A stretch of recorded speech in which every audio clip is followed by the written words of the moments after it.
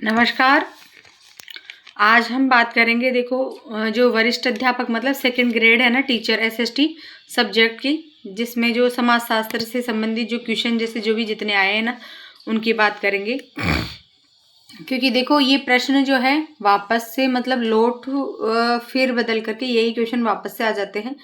तो ये आपको दिख रहा होगा, वरिष्ठ अध्यापक का भर्ती परीक्षा 2024 का है। और इसमें से जो है ना, जो क्वेश्चन मतलब वापस से जैसे मान लो रिपीट हो सकते हैं, तो एक बार पहले अपन ये जितने भी एग्जाम में आए हुए जो क्वेश्चन है ना, उनका सॉल्यूशन करेंगे। देखो पहला क्वेश्चन है, किसने समाजशास्त्र को दो प्रमुख भागों में क्रमबद्ध एवं सामान्य समाजशास्त्र और ऐतिहासिक समाजशास्त्र में विभाजित किया? तो किसने करा था? कार्ल मानहिम ने करा था। देखो कार्ल मानहिम ने ये कहा था कि समाजशास्त्र को जो है दो भागों में बांट दिया जाना चाहिए क्रमबद्ध रूप से, है ना। इन्होंने कहा था कि एक तो सामान्य समाजशास्त्र होना चाहिए और एक ऐतिहासिक समाजशास्त्र होना चाहिए। नेक्स्ट क्वेश्चन जो है वो ये है कि रॉबर्ट बी स्टीड ने अपनी किस पुस्तक में समाजशास्त्र की विशेषताओं को सूचीबद्ध किया है? तो देखो ये जो बुक्स है वो वैसे तो रॉबर्ट बी स्टीड की है सारी, लेकिन कौन सी बुक में उन्होंने जो है विशेषताओं की मतलब विशेषताओं को सूचीबद्ध कराए, है ना। तो वो है द सोशल ऑर्डर। कौन सी है? The social order. नेक्स्ट जो बुक है, नेक्स्ट जो क्वेश्चन है उसकी हम बात करें तो वो यह है कि किसने कहा कि समाज संघर्षों से कटा हुआ संयोग है? तो देखो समाज जो है संघर्षों से कटा हुआ संयोग है, ये कहा था मैकाइवरोफेज ने। और मैकाइवरोफेज है ना, इन्होंने ये बात भी कही थी कि जो समाजशास्त्र है ना, वो संबंधों का क्या है? एक जाल है। क्या है? जाल है। तो ये क्वेश्चन भी मतलब बार बार जैसे पूछा जाता है, और ये क्वेश्चन देखो दूसरी तीसरी बार आ गया, क्योंकि मैं आगे भी दिखाऊंगी आप लोगों को कि कहाँ पे आया था। फिर जैसे नेक्स्ट क्वेश्चन है वो ये है कि परिस्थितियों के भेद को संदर्भित करने के लिए प्रदत्त और अर्जित की अवधारणाओं का उपयोग किसने किया था? तो आर्लिंगटन है ना, उन्होंने करा था ये। क्योंकि यहाँ पर ये ध्यान रखना है कि भाई प्रदत्त एक तो, और एक होता है अर्जित। प्रदत्त और अर्जित की बात आ जाए ना, तब यहाँ पे ये आपको ये करना है। फिर नेक्स्ट क्वेश्चन है, निम्नलिखित में से कौन सामाजिक परिवर्तन के चक्रीय सिद्धांत के समर्थक नहीं है? तो देखो चक्रीय सिद्धांत के समर्थक P.A. सोरोकिन भी हैं, वी परेटो भी है, ए टॉइनबी भी है, आर डेहेरनडॉर्फ जो है ये नहीं है इसके चक्रीय के। नेक्स्ट क्वेश्चन था कि वर्ग चेतना की अवधारणा से कौन संबंधित है? तो देखो वर्ग चेतना की अवधारणा से कार्ल मार्क्स जो है ना, ये है संबंधित इससे। नेक्स्ट क्वेश्चन था कि जाति की उत्पत्ति का प्रजातीय सिद्धांत किसने दिया था? तो देखो जाति की उत्पत्ति का प्रजातीय जो सिद्धांत है वो रिजले ने दिया था।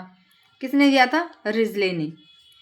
नेक्स्ट क्वेश्चन आया था कि जैसे निम्नलिखित में से कौन सा युग्म सही सुमेलित नहीं है? तो इसमें चार ऑप्शन दे रखे हैं, इनके सामने दे रखा है ये, तो वह इनमें से कौन सा सही सुमेलित नहीं है? देखो चार्ल्स एल वुड और उसके सामने है उदर्ग समूह है, तो ये ही नहीं है, क्योंकि ये उदर्ग समूह का नहीं है, ये चार्ल्स एल वुड। नेक्स्ट है डिवाइड सैंडरसन, ये प्रातिनिधिक समूह के हैं। H गिडिक्स ये जनिक समूह के हैं, और लेस्टर वॉर्ड ऐच्छिक समूह के हैं। नेक्स्ट क्वेश्चन की अगर हम बात करें तो देखो यहाँ पर है ये,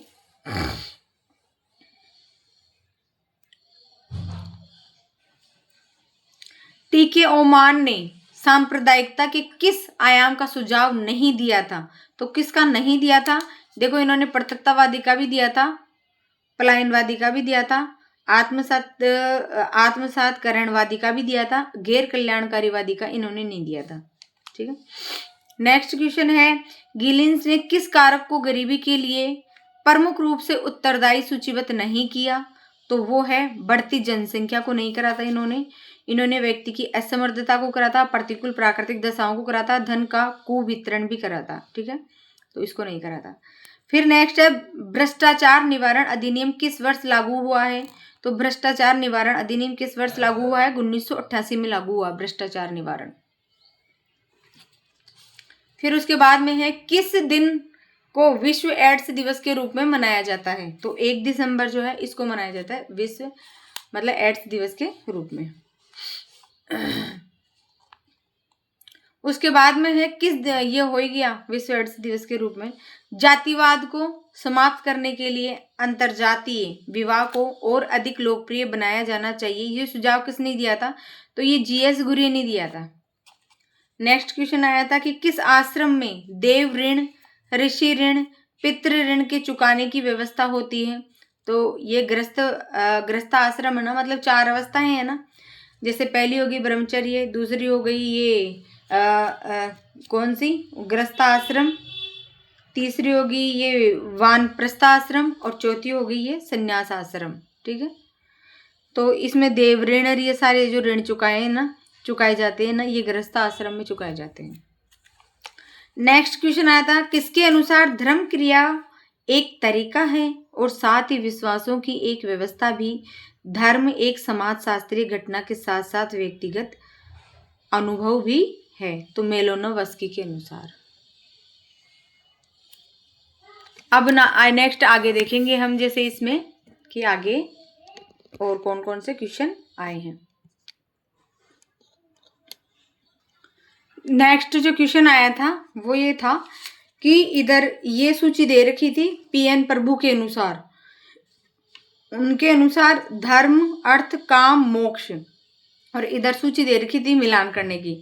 तो इसमें से सही जो आंसर है वो ये है कि जो धर्म उन्होंने मतलब पीएन प्रभु ने क्या माना है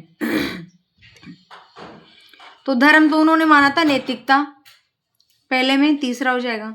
अर्थ को उन्होंने माना था संपदा, और वैसे सही भी यही है, मतलब पीएन प्रभु के अनुसार भी और वैसे भी सही यही है। अर्थ को उन्होंने क्या माना था? संपदा, मतलब पैसा जो होता है ना वो, और धर्म को भाई नैतिकता से संबंधित है। और काम का उन्होंने क्या माना था? काम का माना था इच्छाएं। मोक्ष का क्या माना था इन्होंने? मुक्ति। ये हो गया मिलान, ठीक है इनका। फिर उसके बाद में नेक्स्ट जो क्वेश्चन है वो आया था ये, किस वर्ण को ट्वाइस बोर्न नहीं माना जाता? तो शूद्र को जो है ना, मतलब ट्वाइस बोर्न का मतलब है द्विज, नहीं माना जाता।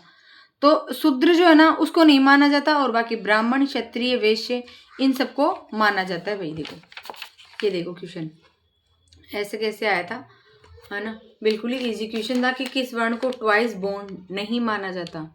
तो शूद्र को नहीं माना जाता भाई।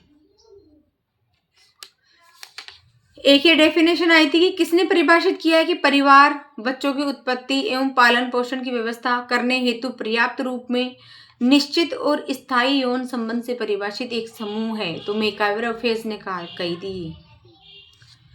फिर नेक्स्ट जो एक डेफिनेशन आई थी ये आई थी कि ये किसने परिभाषित किया है कि विवाह स्त्रियों और पुरुषों को पारिवारिक जीवन में प्रवेश करवाने की एक संस्था है? तो बोगार्ट्स ने कहा था ये बात।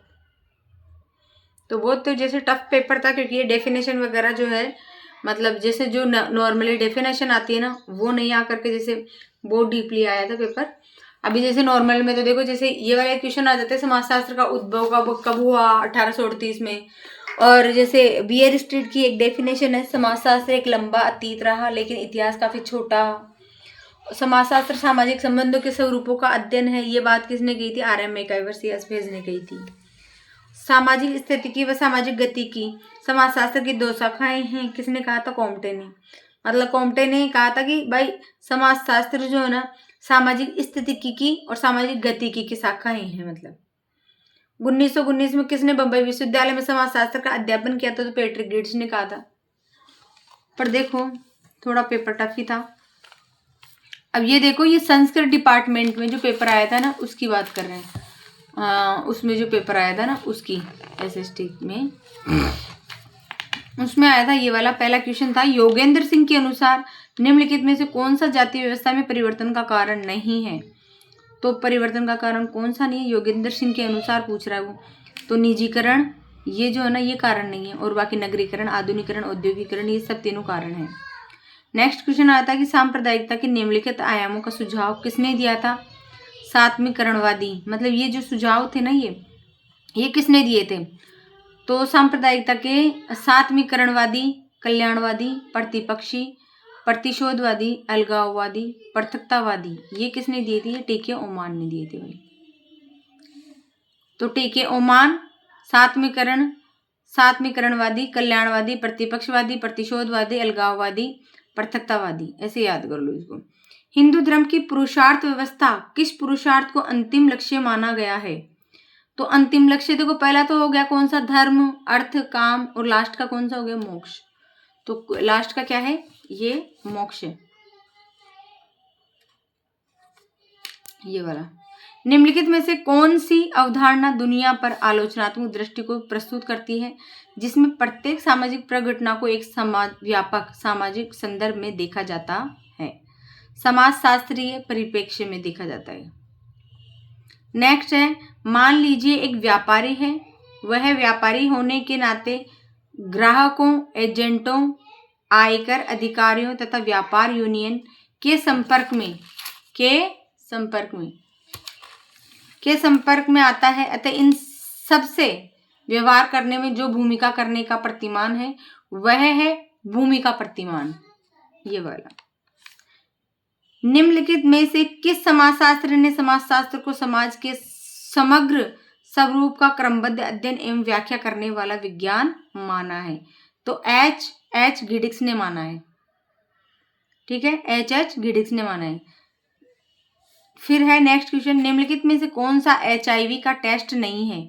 तो कौन सा टेस्ट नहीं है? विडाल टेस्ट जो है ना, ये HIV का टेस्ट नहीं है। बाकी वेस्टर्न ब्लॉट टेस्ट भी है, RIPA टेस्ट भी है, एलिसा भी है। नेक्स्ट क्वेश्चन आया था, ये वाला बहुत बड़ा था। संरचनात्मक दृष्टि से किसने जातियों को वंशानुगत रूप से विशिष्ट और पदानुक्रमित रूप से व्यवस्थित समूह के रूप में समझाया है, जबकि एक प्रणाली के रूप में उन्होंने इसकी 3 विशेषताओं का उल्लेख किया है, पदानुक्रम, विशेषता और प्रतिक्रमण? सी बोगल ने। किसने कहा था? सी बोगल ने। फिर है देखो, जैसे नेक्स्ट बात करें हम नेक्स्ट क्वेश्चन की, तो देखो ये एक क्वेश्चन ये भी आया था कि निम्नलिखित में से कौन सा सामाजिक परिवर्तन का महत्वपूर्ण स्रोत नहीं है? तो देखो एकीकरण का पूछ रहा है, ये कौन सा सामाजिक परिवर्तन का महत्वपूर्ण स्रोत नहीं है? परिवर्तन का एकीकरण नहीं है, आविष्कार भी है, खोज भी, प्रसार भी है, तो ये एकीकरण जो है वो नहीं है। एक डेफिनेशन पहले आई थी, वो थी कि जैसे प्राथमिक समूह मानव स्वभाव की पोशिका है, मतलब प्राथमिक जो समूह है ना वो मानव स्वभाव की क्या है? नर्सरी है या पोशिका है। तो ये किसने कहा था? CH कूले ने। एक क्वेश्चन आया था कि यह किसका मानना है कि सामाजिक वर्ग औद्योगिक समाजों के चारित्रिक लक्षण है? तो ये TB बोटामोर ने कहा था। किसने कहा था? TB बोटामोर ने कहा था। ये नेक्स्ट क्वेश्चन देखो, समाजशास्त्रीय विश्लेषण करने वाली प्रथम कृति हर्बर्ट स्पेंसर द्वारा लिखी गई पुस्तक का क्या नाम है? तो देखो हर्बर्ट स्पेंसर ने ये वाली पुस्तक लिखी थी, द प्रिंसिपल ऑफ सोशियोलॉजी। फिर नेक्स्ट क्वेश्चन है, प्राचीन समय में परिवार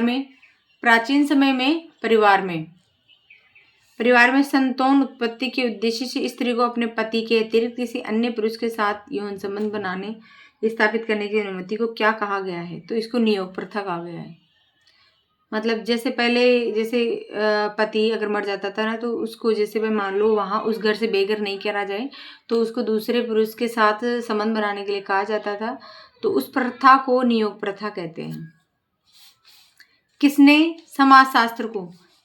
समाज की परिभाषा देते हुए कहा कि समाज कार्य प्रणालियों एवं रीतियों, अधिसत्ता एवं पारस्परिक सहायता, अनेक समूहों एवं श्रेणियों तथा मानव व्यवहार के नियंत्रणों एवं संस्थाओं की व्यवस्था है? तो ये कहा था मैकाइवर एवं फेज ने कहा था। ये किसका मानना है कि सामाजिक वर्ग औद्योगिक समाजों के चारित्रिक लक्षण है? तो ये TB बोटामोर का मानना था। नेक्स्ट क्वेश्चन था कि जाति के कार्यों को किसने 2 स्तर सांस्कारिक और वैचारिक पर विश्लेषित करा था? तो ये नर्मदेश्वर है ना, इन्होंने करा था। नेक्स्ट क्वेश्चन ये था कि निम्नलिखित में से कौन सा गरीबी उन्मूलन या कम से कम इसे महत्वपूर्ण रूप से कम करने के उपायों में से एक नहीं है? तो वो है मतलब रोजगार सृजन, ये है, भूमि मानव अनुपात, ये भी है, वितरण न्याय, ये भी है, काले धन का प्रवाह, ये नहीं है भाई। ये देखो दिख रहा होगा आपको साफ। नेक्स्ट क्वेश्चन है कि ending corruption how to clean up India पुस्तक के लेखक कौन है? तो एन विट्ठल है भाई। इसकी कौन है? एन विट्ठल। प्राथमिक समूह मानव स्वभाव की पोशिका है, ये मैंने पढ़ दिया था पहले, C.H. कुल्ले ने कहा था ये बात। H.M. जॉनसन द्वारा दिए गए 4 बिंदुओं के आधार पर हम जान सकते हैं कि समाजशास्त्र एक वैज्ञानिक विषय है। निम्नलिखित में से कौन सा बिंदु उनमें से एक नहीं है? तो ये नैतिक नहीं है और बाकी तीनों है। फिर उसके बाद में से ये किसका कथन है कि मानव समाज में धर्म इतना सार्वभौमिक, स्थायी एवं व्यापक है कि धर्म को स्पष्ट रूप से समझे बिना हम समाज को नहीं समझ सकते। तो ये के डेविस ने कहा था। नेक्स्ट क्वेश्चन है निम्नलिखित में से कौन सा सामाजिक परिवर्तन का महत्वपूर्ण स्रोत नहीं है? तो एकीकरण नहीं है। फिर उसके बाद में देखो ये 2022 में जो पेपर आया था ना उसकी बात करते हैं हम। मतलब देखो क्वेश्चन वहीं पे फेर बदल करके वहीं पे वापस आएंगे, डेफिनेशन है। ये क्वेश्चन था कि एक क्रिकेट मैच का समाजशास्त्रीय परिप्रेक्ष्य से अध्ययन करने के लिए निम्न पहलुओं में से किसने सम्मिलित किया जाएगा? तो अंतःक्रिया प्रतिमान, यह आएगा आंसर। नेक्स्ट क्वेश्चन था कि निम्नलिखित में से कौन सा पथ एलेक्स इंकल्स ने व्हाट इज सोशियोलॉजी में नहीं बताया? तो इन्होंने जो है संरचनात्मक इसमें नहीं बताया था और बाकी ये तीनों बताए थे। नेक्स्ट क्वेश्चन है समाज सामाजिक संबंधों का ताना बाना है। ये मैंने भी बताया भी था आप लोगों को कि समाज जो है सामाजिक संबंधों का ताना बाना है या जाल है। ये किसने कहा था? मैकआइवर ने कहा था। निम्नलिखित में से कौन सा प्रदत्त परिस्थितियों के निर्धारण का आधार नहीं है? तो ये जो राजनीतिक सत्ता है ना ये नहीं है और बाकी लिंग भी है, आयुर्वेद भी है, जन्म भी है। अब आगे हम बात करते हैं, रुको। देखो नेक्स्ट क्वेश्चन आया था कि दुर्खिम के अनुसार समाजशास्त्र के 3 मुख्य भाग हैं, इनमें से कौन सा भाग इसका भाग नहीं है? तो देखो दुर्खिम ने सामाजिक स्वरूप शास्त्र भी माना था, सामाजिक शरीर शास्त्र भी माना था और सामान्य समाज शास्त्र भी माना था। सामाजिक स्थितिकी और सामाजिक गतिकी की बात कौन करता है? ऑगस्ट कॉम्टे करते हैं। ऑगस्ट कॉम्टे ने जो है ना मतलब जनक माना गया ऑगस्ट कॉम्टे को समाजशास्त्र का। इन्होंने जो है ना 1838 में समाजशास्त्र का मतलब 1838 में इन्होंने मतलब समाजशास्त्र का इनको जनक माना जाता है 1838 में, क्योंकि इन्होंने बुक लिखी थी समाजशास्त्र से संबंधित कई कार्य करे थे इन्होंने। और इनकी बुक भी है ऑगस्ट कॉम्टे की law of 3 stages. H. Spencer है उनकी है ऑर्गेनिक एनालॉजी। मैक्स वेबर की है रिलीजन एंड इकोनॉमी। दुर्खिम ने लिखी थी division of labour. Next question आया था निम्नलिखित में से कौन सी प्राथमिक समूह की विशेषता नहीं है? तो प्राथमिक समूह की बोल रहा है वो। तो देखो प्राथमिक समूह की शारीरिक सामीप्य ये है, छोटा आकार भी है, स्थिरता भी है, सीमित संचार ये नहीं है। नेक्स्ट क्वेश्चन था कि अगस्ट कॉम्टे ने सामाजिक परिवर्तन के 3 स्तरों का उल्लेख किया है, निम्न में से कौन सा इनमें से कौन सा नहीं है? तो आध्यात्मिक, धार्मिक, साक्ष्यवादी मतलब प्रत्यक्षवादी, ये साधकीय नहीं था इनका। नेक्स्ट क्वेश्चन था निम्न में से कौन सा कारक जातीय व्यवस्था में परिवर्तन के लिए उत्तरदायी नहीं है? जजमानी संबंध जो है ना ये नहीं था और बाकी ये तीनों थे। नेक्स्ट क्वेश्चन था कि अवकाश वर्ग का सिद्धांत किसने दिया था? अवकाश वर्ग का सिद्धांत जो है ना किसने दिया था? बेबलिन ने दिया था। बेबलिन ने किसने दिया था? बेबलिन ने दिया था। अवकाश वर्ग अच्छे से याद रखना, अवकाश वर्ग मतलब बेबलिन ने। फिर जैसे नेक्स्ट क्वेश्चन आया था कि प्रोफेसर घुरिये के अनुसार वर्ण शब्द का अर्थ निम्न में से किससे संबंधित है? तो वो है जाति से। किससे? जाति से। तो देखो भारत के अंदर जो है ना ये प्रोफेसर घुरिये है ना, इनको क्या नाम से मतलब समाजशास्त्र का जनक, इसको भारत में जाना जाता है इनको।